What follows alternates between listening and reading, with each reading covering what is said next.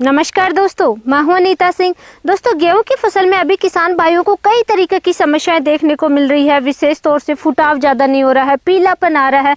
पहला पानी दे दिया है या दूसरा पानी दिया है, उसके बाद में पीलापन की समस्या आ रही है। तो गेहूं की फसल है वो पीली क्यों हो रही है? कई कारण होते हैं दोस्तों। जब तक हम जैसे कि एक इंसान की बीमारी की जड़ नहीं पकड़ लेते कि किस रीजन से क्या समस्या, उसी तरीके से गेहूं की फसल को भी आपको अच्छी तरीके से समझना होगा। पीलेपन की समस्या क्यों आ रही है?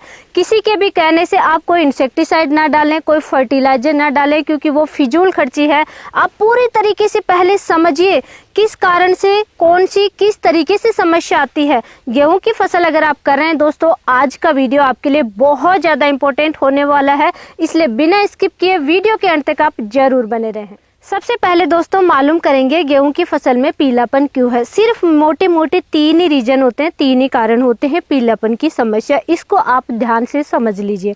पहला जो पीलेपन की समस्या है वो है दोस्तों, जड़ों में किसी भी टाइप की समस्या नहीं है। ये देखिए, जैसे जड़ों का विकास बिल्कुल स्वस्थ है, कोई इंसेक्ट का अटैक नहीं है। गेहूं में निमेटोड की भी समस्या आती है, निमेटोड की भी यानी जड़ गांठ की भी समस्या नहीं है।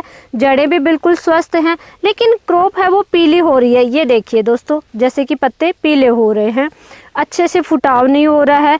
इसका एक ही समस्या है दोस्तों, ये है या तो आपके प्लॉट में पानी का भराव ज्यादा रहता है, या आपने पानी ज्यादा दिया है, या खुला पानी चलाते हैं तो किसान भाइयों को मालूम नहीं चलता और पानी ज्यादा चला देते हैं। फिर ऐसी मिट्टी है आपकी जैसे बलुई या रेत टाइप की मिट्टी नहीं है, जो चिकनी टाइप की मिट्टी होती है, उसमें लंबे समय तक गीलापन रहता है मिट्टी में, तो उसमें भी ये समस्या आती है। उसके लिए आपको क्या करना है?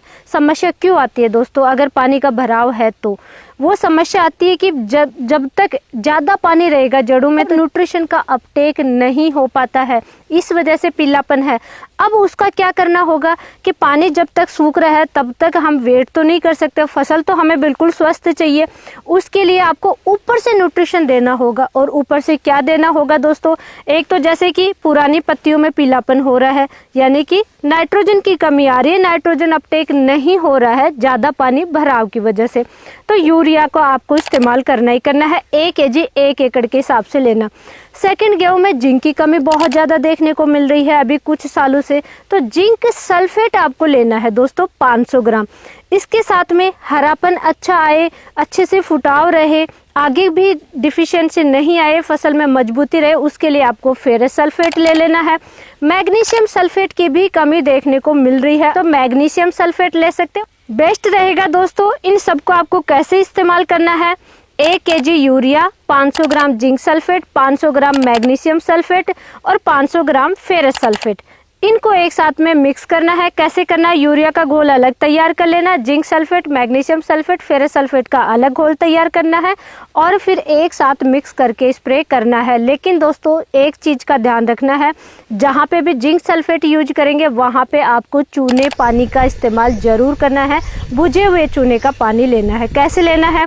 जिस दिन भी आप स्प्रे करेंगे उसके कम से कम 4-5 घंटे पहले या पहले नाइट को चूना भिगो दीजिए। चूना या कड़ी या लाइम जिसे कहते हैं, मटके में भिगोना है, क्योंकि जैसे ही पानी के संपर्क में आता है हीट पैदा होती है, तो इसलिए मटके में आप भिगो दीजिए। और जो पानी रहेगा ऊपर का वो आप इस घोल में लास्ट में मिक्स कर दीजिए और फिर आप स्प्रे कीजिए। बहुत अच्छा रिजल्ट देखने को मिलता है।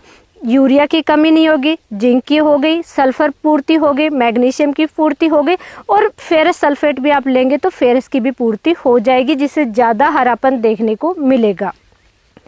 अब दोस्तों सेकंड सिचुएशन की बात करें कि अगर जड़ों में कोई फंगस का अटैक है, क्योंकि पानी भराव है, फंगस हो सकती है, जड़ें गल सकती हैं, या कोई इंसेक्ट का अटैक है, व्हाइट ग्रब है, निमेटोड की भी समस्या हो सकती है, या जड़ माहू का भी अटैक देखने को मिल रहा है, जड़ों में किसी भी टाइप के इंसेक्ट का अटैक है, तो दोस्तों आपको स्प्रे करने की आवश्यकता नहीं है। आप घबराइए नहीं, ना ही आपको मैं रिकमेंड करूंगी दोस्तों, पहले ही मैं क्लियर कर रही हूँ, क्लोरोफायरिफॉस का इस्तेमाल हमें गेहूं में नहीं करना चाहिए। कुछ किसान भाइयों के कमेंट्स भी आ रहे थे, व्हाट्सएप पे भी मैसेज आ रहे थे, तो उसका इस्तेमाल प्लीज आप ना करें, क्योंकि हम गेहूं ज्यादा से ज्यादा खाने में यूज करते हैं, तो इसलिए उसका इस्तेमाल आपको नहीं करना है। दोस्तों किसी भी टाइप का इंसेक्ट है तो सबसे आसान तरीका गेहूं की फसल में क्या होता है कि छिट्टा विधि से हम डाल दें, ऐसा इंसेक्टिसाइड हमें यूज करना है। तो उसके लिए सबसे बेस्ट होता है दोस्तों, रीजेंट GR नाम से आता है, इस टाइप का ये पैकेट आता है, छोटा बड़ा जितनी आपकी दूरी खेती है उसी अनुसार आप लीजिए। ये देखिए इसमें फिप्रोनिल 0.3% आता है, तो इसकी मात्रा आपको ज़्यादा रखनी है। अगर क्रॉप में जैसे पहला ही पानी दिया है, छोटी क्रॉप ही है बिल्कुल, तो आप 4 kg लीजिए। क्रॉप थोड़ी बड़ी हो चुकी है, जैसे कि आप मेरे पीछे देख रहे हैं बड़ी क्रॉप है, तो 5 kg 1 एकड़ में आपको इसका इस्तेमाल करना है। रीजेंट GR का दोस्त, इसमें फिप्रोनिल आता है 0.3% आता है और दानेदार फॉर्म में ये आता है। इसका सबसे प्लस पॉइंट क्या होता है दोस्तों, इसको हम छिट्टा विधि से डाल करके और आराम से पानी चला सकते हैं।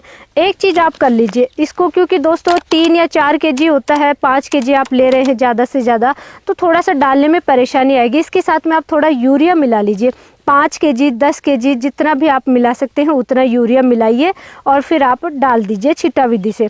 सावधानी क्या रखनी है दोस्तों, जब भी सुबह जैसे ओस भरा रहता है, पानी रहता है पत्तों के ऊपर, उस समय नहीं डाला, क्योंकि यूरिया चिपक जाएगा पत्तों पे, तो उसकी वजह से पत्तों पे स्कॉर्चिंग की समस्या आएगी। इसलिए जैसे धूप आ जाए, पानी सूख जाए पत्तों से, तब आप डाल करके तुरंत पानी चला दीजिए। ये तो हुआ दोस्तों इंसेक्ट को कंट्रोल करने के लिए। अब अगर जड़ें भी गल रही हैं तो उसके साथ में आप ले सकते हैं दोस्तों बाविस्टिन फंगिसाइड। यूरिया और प्लस रीजेंट आपको लेना ही लेना है, इसके साथ में आप बाविस्टिन फंगिसाइड क्यों लेना है दोस्तों।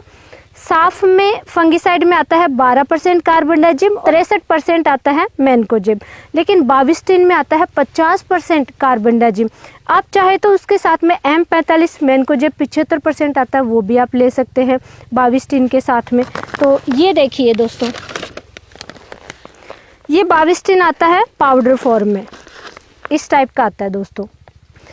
500 ग्राम आप ले लीजिए 1 एकड़ में, और M45 भी इनके साथ में ले रहे हैं, यानी कि मैनकोजेब 75% ले रहे हैं, वो भी आप 500 ग्राम इनके साथ में मिला सकते हैं। नहीं तो केवल बाविस्टिन लेंगे तब भी आपकी क्रॉप में फंगस जनित रोगों का अटैक रुक जाएगा, क्योंकि ये सिस्टमिक फंगिसाइड है और लंबे समय तक इसका रिजल्ट मिलता है। तो दोस्तों इंसेक्ट या फंगस जनित रोगों को कंट्रोल करने के लिए क्या हुआ, रीजेंट प्लस बाविस्टिन प्लस आप मैनकोजेब भी चाहे तो ले सकते हैं। इसको छिट्टा विधि से डाल दीजिए और तुरंत पानी चला दीजिए।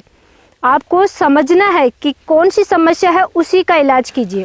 थर्ड समस्या आ रही है दोस्तों, अगर आपने हर्बिसाइड का यूज किया है, हर्बिसाइड का ज़्यादा इस्तेमाल कर लिया है, या फसल जैसे कि अभी क्या हो रहा है इस साल दोस्तों, सर्दी कम है, ठंड कम है और गर्मी ज़्यादा है, तो फसल स्ट्रेस में भी हो सकती है। कोई भी समस्या नहीं है, फिर भी फुटाव अच्छा नहीं हो रहा है और फसल में पीलापन है किसी भी रीजन से, तो आपको सबसे बेस्ट सॉल्यूशन बताऊं, कोई भी खर्चा नहीं है, बिल्कुल 200-250 रुपए में आपकी क्रॉप बहुत स्वस्थ हो जाएगी। कैसे दोस्तों, हर बार मैं डिस्कस करती हूँ, पुराने उपले को आप कैसे भी चलाइए, स्प्रे कीजिए, पानी के साथ में चलाइए। 5 kg उपले लीजिए, 10 से 12 लीटर पानी में उसको कम से कम 2 दिन भिगोइए, अदरवाइज तो 4 दिन, 5 दिन, 6 दिन, 10 दिन, 20 दिन, कितने भी दिन आप रख सकते हैं। उस पानी को आप प्रति एक पंप 15 लीटर टंकी होती है, उसमें 1 लीटर उस पानी को ले लीजिए, उपले के पानी को, और उपले के पानी के साथ में आपको एक टंकी में यूज करना है दोस्तों, ये देखिए सागरिका या फिर बायोविटा, इनमें से कोई से भी आप ले सकते हैं। 2 ml पर लीटर के हिसाब से घोल तैयार कर लीजिए, और उपले का पानी अगर आप ले रहे हैं तो 1 ml भी लेंगे तब भी आपको अच्छा रिजल्ट देखने को मिल जाएगा। 15 लीटर की टंकी में मिनिमम 15 से 20 ml 30 ml तक आप ले लीजिए इसकी मात्रा, और 1 लीटर ले लीजिए उपले का पानी और उसका स्प्रे कर दीजिए, बहुत अच्छा रिजल्ट मिल जाएगा। और जैसे कि पानी अभी आप चलाएंगे, स्प्रिंकलर से चलाएंगे, ऐसा समय है तो बेस्ट रहेगा फिर उपले का पानी आप स्प्रिंकलर से ही चला दीजिए, और ये भी चला सकते हैं दोस्तों। इनका साइड इफेक्ट नहीं मिलता है, बहुत अच्छा रिजल्ट देखने को मिल जाता है। और ये सागरिका आधा लीटर की बोतल बहुत ही कम प्राइस में अवेलेबल हो जाती है। बायोविटा तो फिर भी प्राइस जैसे इसकी है 492 रुपये, और सागरिका की प्राइस है 260 रुपये, 250 रुपये में अवेलेबल हो जाता है। तो मात्र 250 रुपये के खर्चे में आपकी क्रॉप बहुत अच्छा रिजल्ट मिलेगा। और दोस्तों आप जो केमिकल में, रासायनिक में फर्टिलाइजर यूज करेंगे, उनका रिजल्ट मिलेगा 6 से 7 दिन में बहुत अच्छी क्रॉप देखने को मिलेगी, और इनका रिजल्ट मात्र 3 दिन में आपको रिजल्ट देखने को मिल जाएगा। चौथे दिन आप अपनी क्रॉप को सुबह सुबह संभालिए, बहुत अच्छा रिजल्ट देखने को मिलेगा। तो मैंने 3 रीजन बताए हैं, कौन से रीजन से हैं, अलग अलग उपचार बताए हैं मैंने, अलग अलग तरीके बताए हैं, बहुत सारे तरीके बता दिए। समस्या किस टाइप की है उसी तरीके का उपाय कीजिए, बेवजह बेफिजूल का आप खर्चा ना करें। मेरे किसान भाइयों से यही रिक्वेस्ट है कि आपकी जिस टाइप की भी समस्या है हमें व्हाट्सअप कर सकते हैं, कमेंट कर सकते हैं। इसी तरीके की लाइव और डिटेल वीडियो बनाने की कोशिश हमारी हमेशा रहती है। जानकारी अच्छी लगी है वीडियो को लाइक करें, चैनल को सब्सक्राइब करें, ज़्यादा से ज़्यादा शेयर जरूर करें। धन्यवाद।